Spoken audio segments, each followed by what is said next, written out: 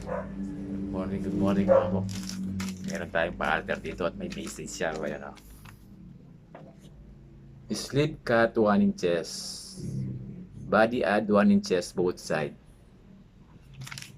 So, gustong pa-enlarge ni client ito. Sobrang masikip na sa kanya. Sayang naman nga. Sobrang ganda nga niya naman o. Maganda nga siya. Kaya nangihinayang si client. So, gusto niya, masikip na sa kanya. Gustong pa-add ng ano. So, sayang nga naman, maganda siya. Maganda siya mga po. Ayan o. So, mag-a-add daw tayo ng 1 inches both side. So, paano nga ba natin gagawin yun mga po? Tara, samahan niyo ako mga po. Panoorin. Para naman maisuot ni client ito. Kasi, nangihinayang siya. Sobrang ganda talaga niya. Ako rin nangihinayang ako dahil maganda talaga siya. So, gawan natin ng paraan mga po. So, bago natin gawin ito mga po, baka pwede naman akong pa-like, pa-share, pa-follow, pa-subscribe na rin. Lalo na sa YouTube channel natin mga po. So, mababang tastasan nito mga po. Siyempre, tastasin muna natin to sa side by side. O ipa-fast forward na lang natin to mga po. So, ito nga mga po, fast forward na tayo. Sobrang sinsin ng tahi kasi niya eh. Ibay ng pagkatahi niya mga po.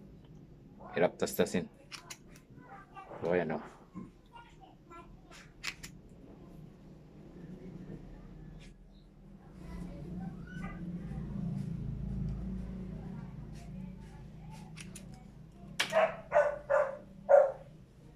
So, kailangan maging piercer ito.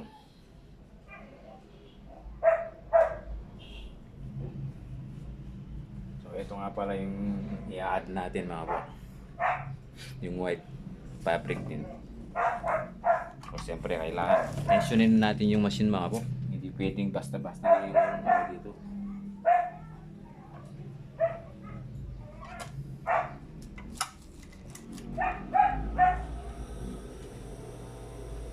So, ito nga mga po. Isama natin siya.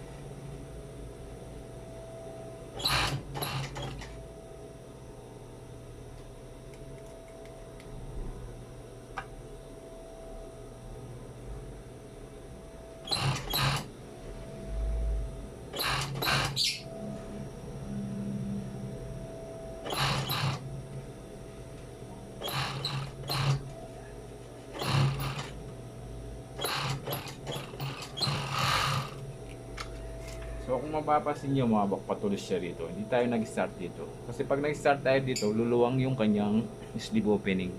So kailangan hanggang dito lang tayo.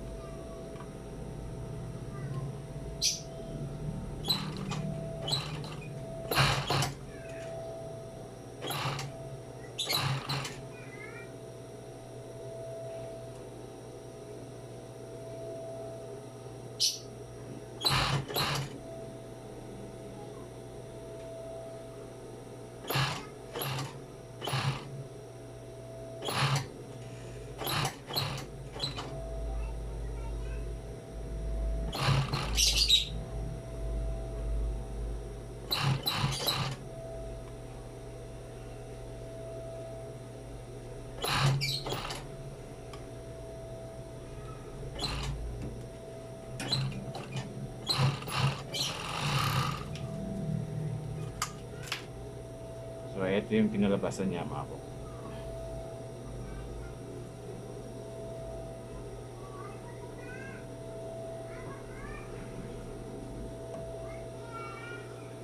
So yan ang nag-add sa atin mga bok. Okay, gusto ni client mga bok 1 inches. So hindi ko siya sinakto sa 1 inches mga bok. Nag-adjust tayo ng 1 and 1/8 mga bok. Kasi may sewing allowance na mababawas siya rito mga bok. Na mababawas ito yung sewing allowance niya mga bok. So yung gauge ng machine natin ay 1/4. So gawin naman natin yung kabila niya mga bok.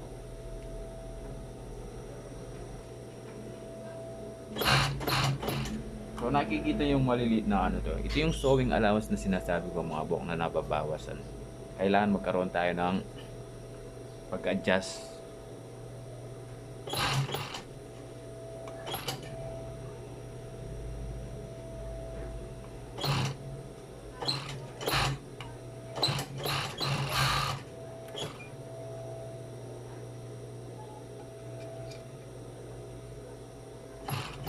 So ibabalik natin yung lever niya mga bok. Medyo nakalimutan natin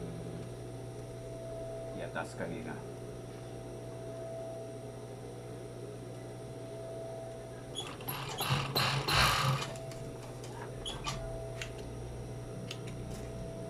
So ayan yan. So yung ano dito, overlock lang siya dito. Ayan, scallop na overlock.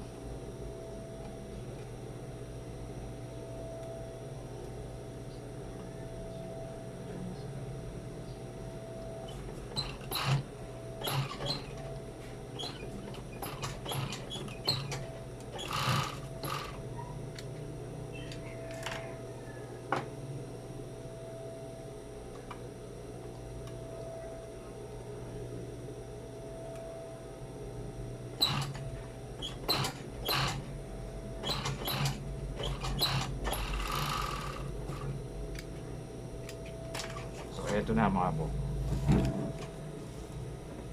So at least lumapat siya ng 2 inches mga bok. Pwedeng maisuot na. Yan no.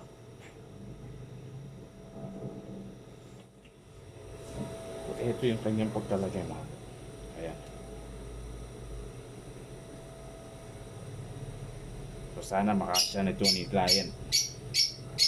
Ayan, naging adjust na.